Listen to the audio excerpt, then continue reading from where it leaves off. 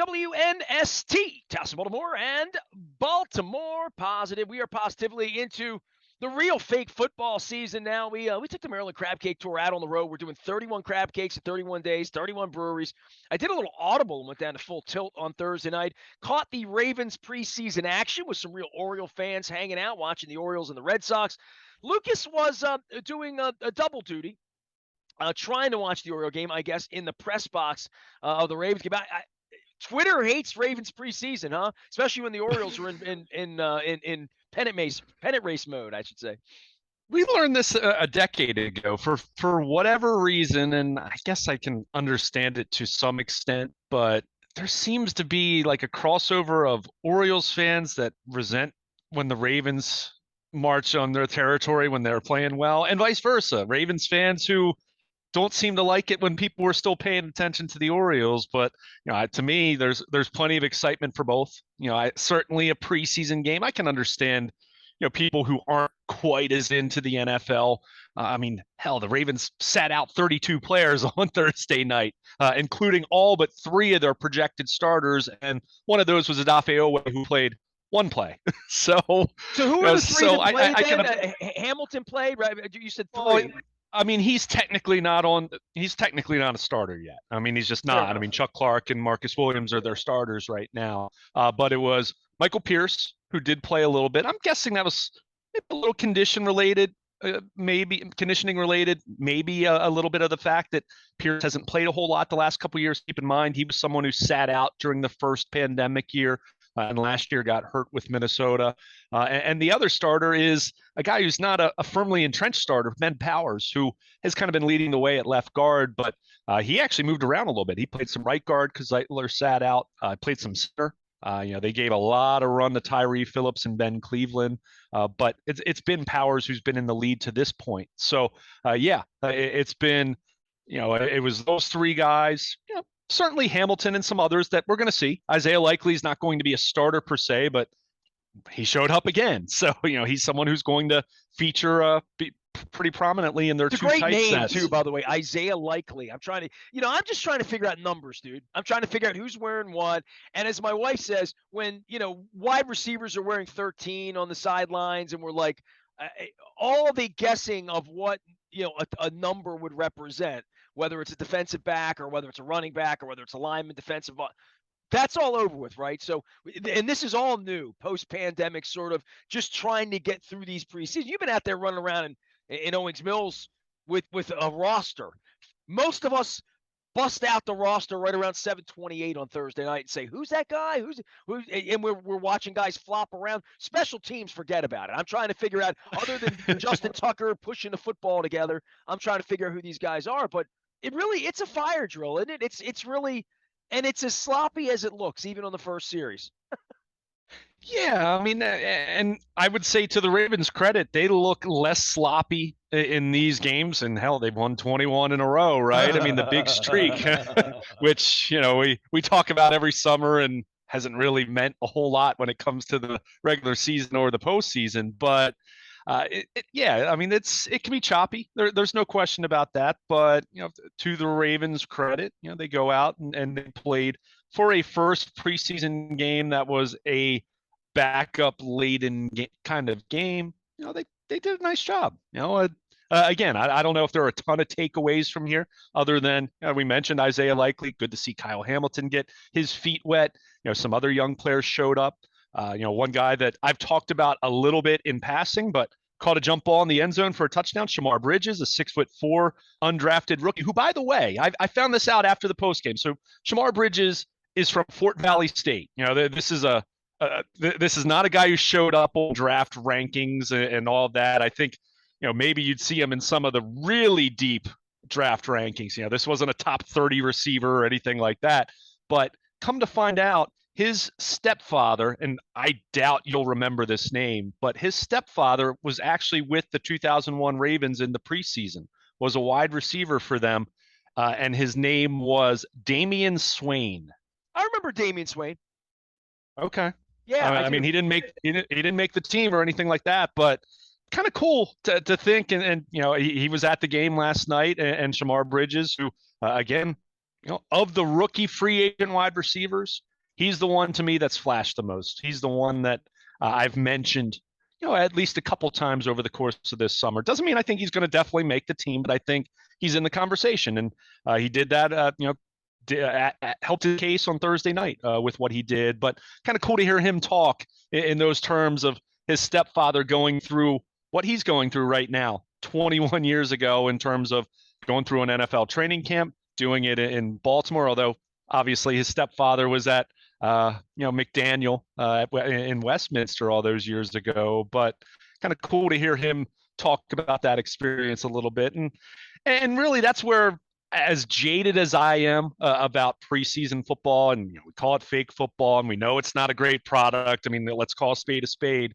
Those are the stories there where you're talking about an undrafted kid, wasn't a priority free agent signing whatsoever. He's the guy that, hey, we'll bring you in because someone saw you and we liked your skill set. We'll take a look.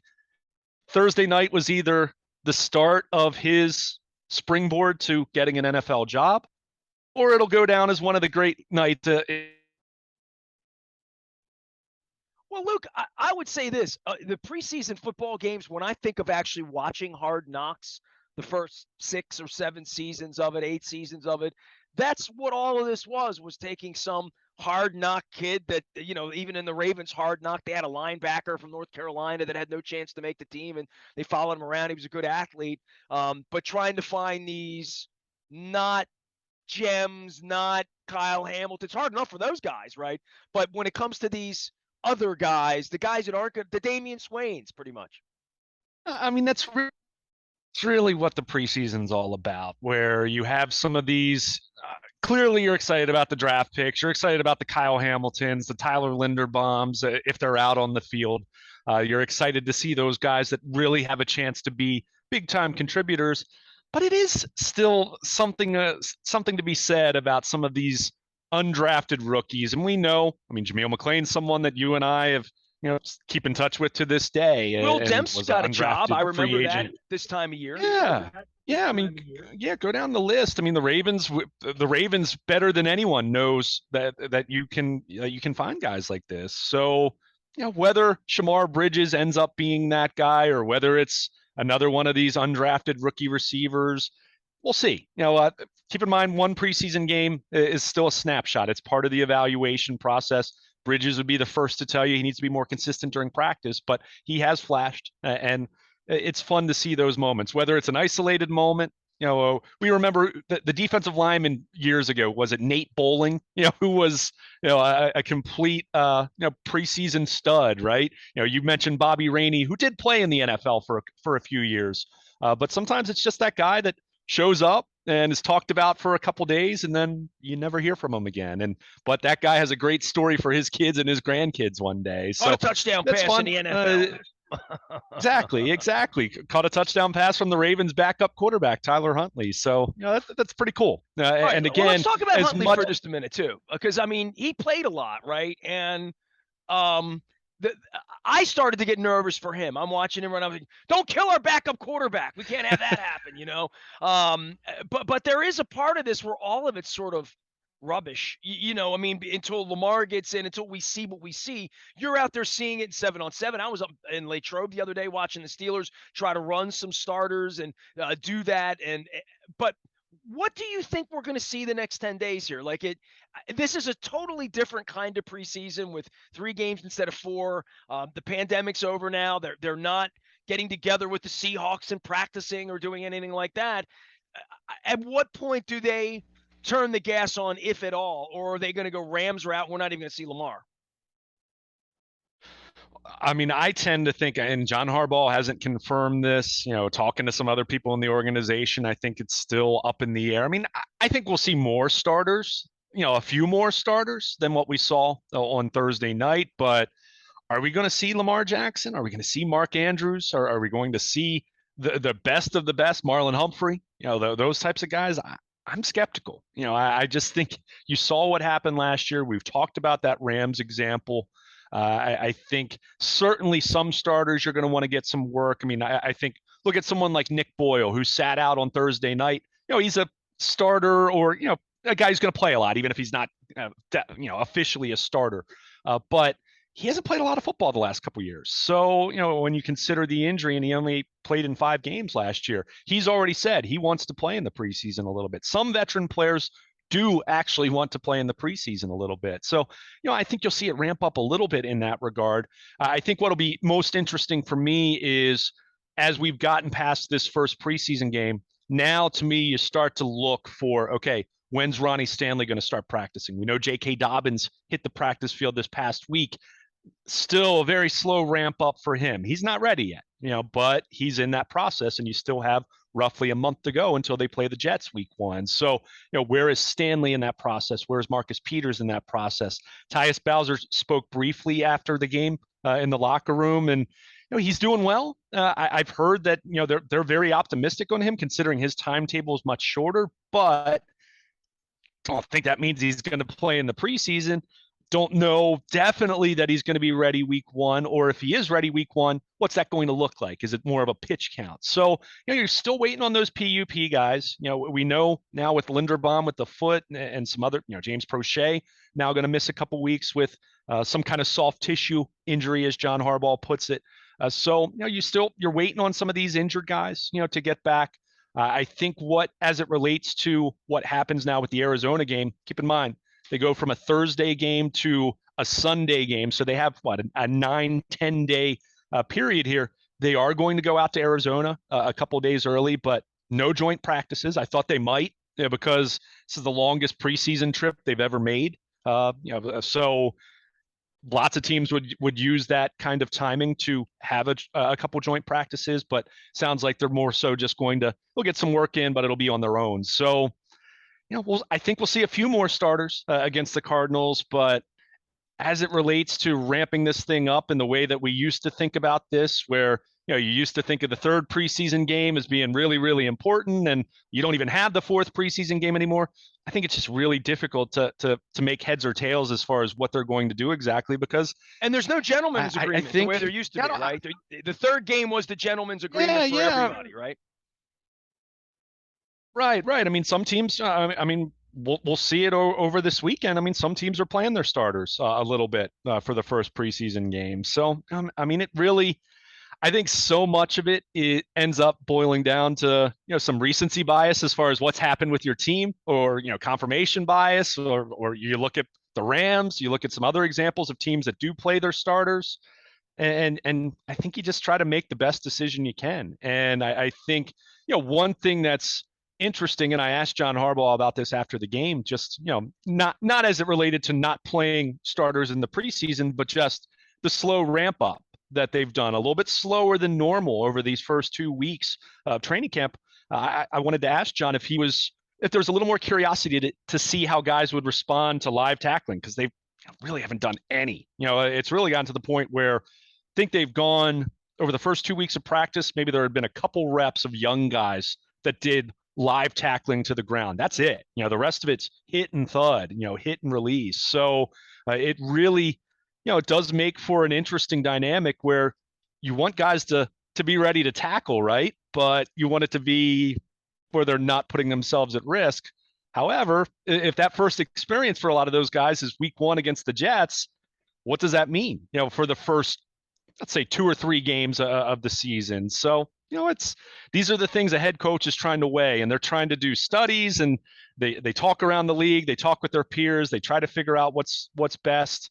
You're trying to avoid injuries, but the Ravens had serious injuries that occurred in practice last year even. I mean, as I always say, the only way to avoid injuries completely is to avoid football. I mean, because you're going to have injuries. It's just a matter of, can you minimize the risk as much as you can? And that's where the Ravens are trying to figure this out, just like every other team.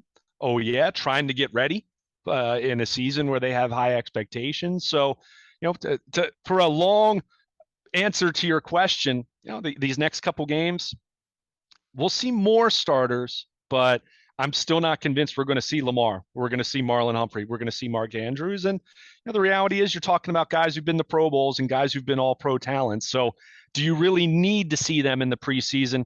There's certain arguments to be made, but certainly I can't fault the Ravens if they're ultimately going to hold out their most important starters because, what exactly do they need to prove at this point when we're talking about football in August? Well, 32 is a big number, right?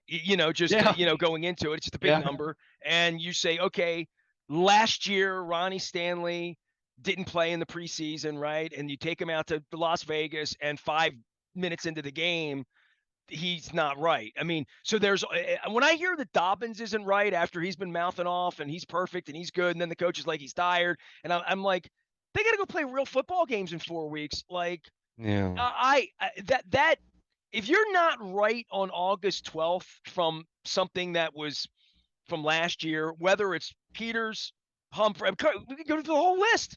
Boyles from 3 years ago, right? Like literally, you can go through the list of all these guys that when my eyes don't see them out there, and I don't need to see them running and beating up the Tennessee Titans on a Thursday night in August, but when they're not out there running around at all and you don't see them at all, and it's not like you're saving the secret weapon or hiding the nuclear codes or anything like that. It's it's getting game action in and having some level of confidence.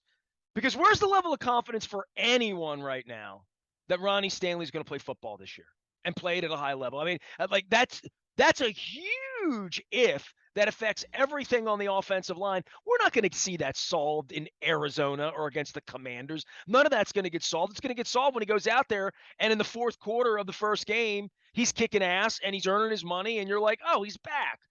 Because if he's not, the whole season changes for them. I believe with the offensive line. Same thing with Dobbins, Edwards, all these guys that need to run the football and need to run it effectively.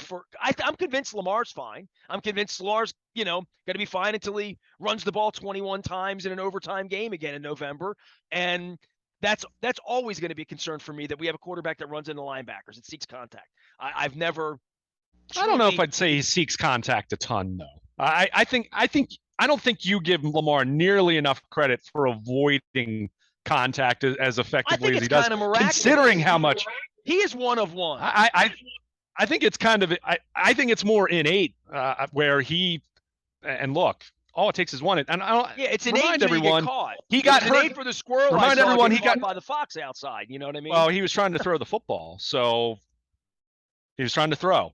So, I mean, I'm just saying. I wouldn't put him out there in August, but all that being said, everything about this becomes a mystery over the next 30 days and it's a mystery to them too, because deep down, when I hear Harbaugh barking on a microphone about his running back not being ready, like that probably tells me that to expect Dobbins is going to run the ball 22 times for 141 yards at MetLife Stadium, that's not a profile we're going to have. And I don't even know if you're going to see him run the ball 8 times for 46 yards.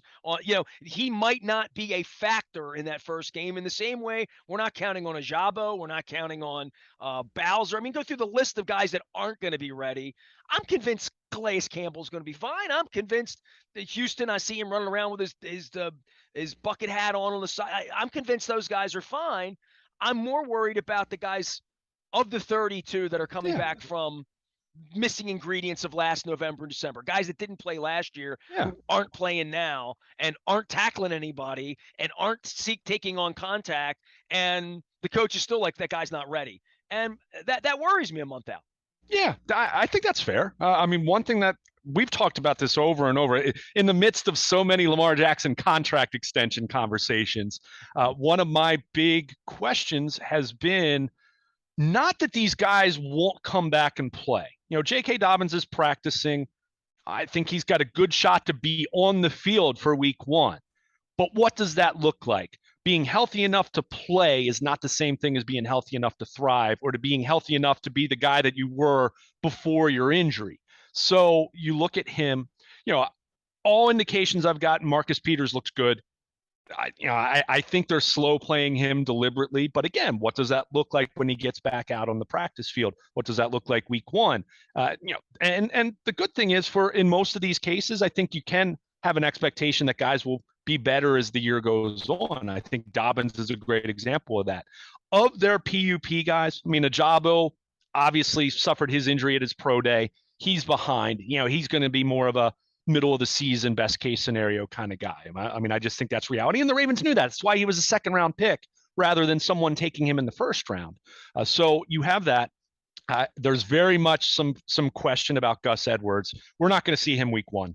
We're not. I'm not sure we're going to see Gus Edwards before later in the season. It just seems like his knee, it's something that's lingering longer. His rehab is taking a longer amount of time. Not saying he's not working hard, just sometimes these injuries, we saw it with Nick Boyle last year. You just don't know. So there is unknown. And, as much as the Ravens can talk about Ronnie Stanley's conditioning being good and he's feeling good, and look, he's out there on the practice field watching, for a lot of these days, and he looks like he's in shape. Don't get me wrong. Like, it's not as though he's gained a bunch of weight or looks, old, when he's walking or anything like that, but there's just that inherent unknown until these guys get back out there. I mean, you mentioned, I will correct you on one thing. Stanley played that one series, that fateful series where Dobbins got hurt against the Commanders. But that was the Commanders night.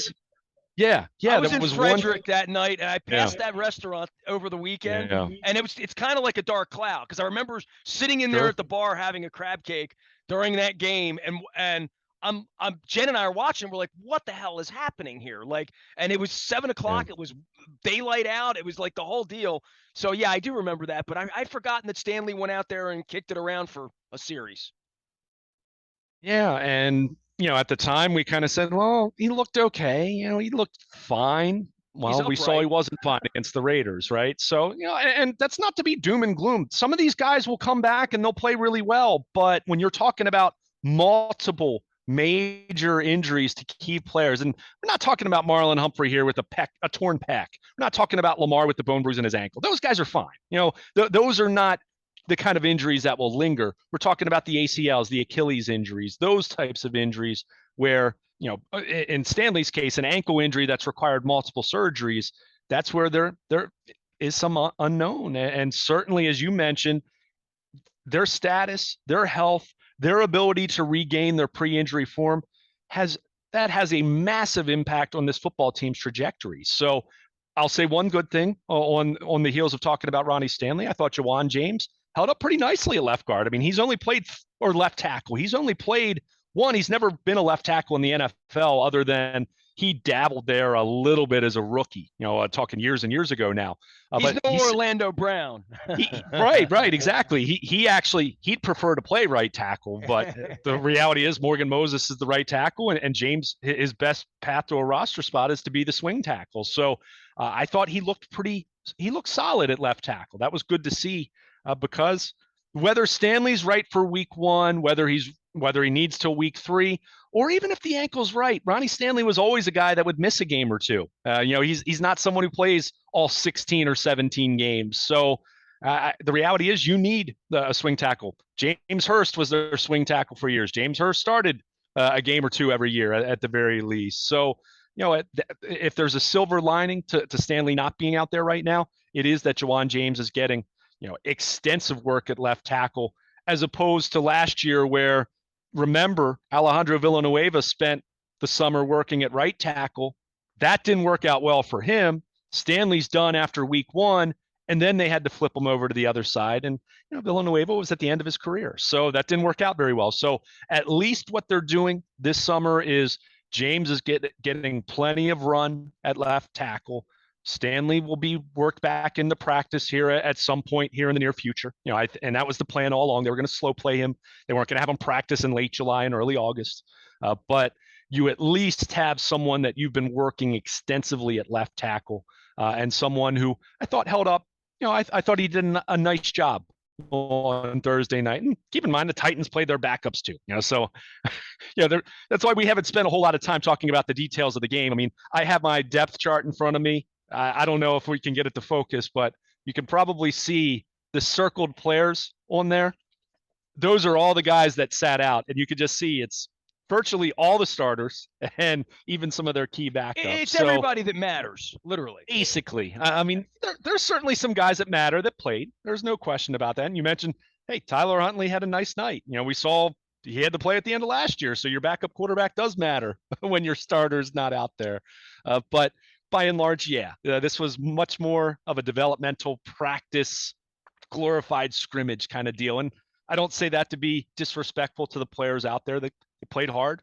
Guys did Geno Stone had a pick, and saw some good things from some other players that figure to be in the rotation. But by and large, it was pick out a handful of guys and say, hey, does he look good? Does he look good? How's that guy look? So it's good to see Isaiah Likely look just like he's looked in spring OTAs and training camp practices, making plays. He's looked the part from day one. So I'm excited about seeing him in this offense. As much as we've had questions about wide receiver, looks like tight end is going to resemble a little bit more of what we saw back in 19, where it was Andrews and Hurst and Boyle just wreaking havoc on the middle of defenses. So I think the Ravens have a great chance to be able to do that. We'll see about wide receiver, but certainly on Thursday night, the theme was letting young guys play, letting some veterans who are trying to hold on, trying to carve out and hold on to roster spots on this 53-man roster ultimately. So, that's where you look at it. And, we've spent a little bit of time talking about it. And now we'll forget about this game, and you and I probably won't talk about it again. No. We're going to talk about it next week when it goes to 22 in a row, right? There you go. Like 21 in a row. It is the most uncanny, weird thing ever, right? Did you see my tweet? I put out a tweet and I called it with about 4 minutes ago. I said, all right, this game's over. Tennessee's not coming back, whatever. It's been this long. So how long has it been since the Ravens lost a preseason game? Kyle Hamilton was 14 years old. Randy Edsall was still the head coach at Maryland. That feels like a long time ago. And the Orioles had just made their prize trade deadline acquisition, Gerardo Parra. 2015. Yeah, it was still faded. Yeah, well, didn't move the needle for them that year, that's for sure. So that was a long time ago.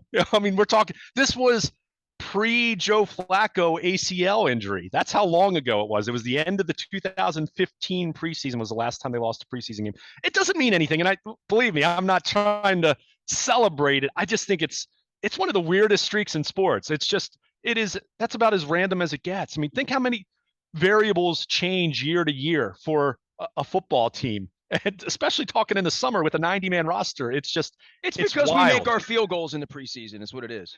I did say, I did have to laugh. Justin Tucker kicking field goals in the fourth quarter of a preseason game. He should have to kick left-footed, right? You should have to do make them drop kick those or something like that.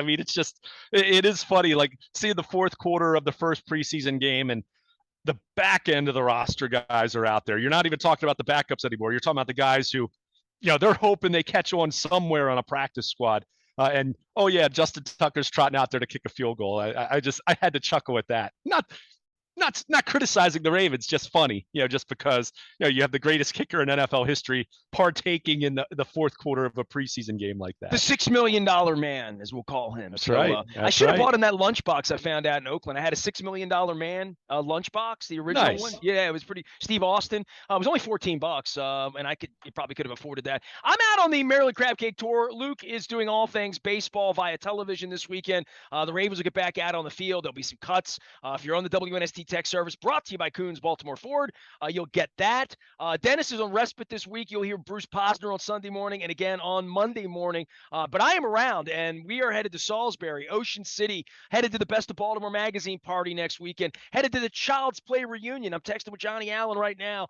So we got a lot of things happening, a lot of breweries. I've been seeing a lot of things. I'm getting more of the content up to the web. So those of you who want to see the videos or know about the crab cakes or hear about that great Crab Queen crab cake the other day, it's all brought to you by the Maryland Lottery in conjunction with Goodwill, Window Nation, and our friends at the Restaurant Association of Maryland, reminding you of Restaurant Week happening September 16th to the 25th. So get out, take advantage of that. We're going to take advantage of the beautiful weather this weekend. I'm going to see Styx and REO Speedwagon and Loverboy. I had an incredible conversation with Max Weiss. I also had Amanda Yeager down, and our pal Chris Pica sat in for a couple of hours of radio on Thursday down at LP Steamers down at Locust Point. So we had a beautiful week. We're going to be at Libertori's in Eldersburg in a couple of weeks. We're also going to be at Rock Salt Grill in Westminster, and we're sitting with Senator Ben Cardin next week, Heather Mazier next week, Wes Moore's joining the show later on in the month, our next governor.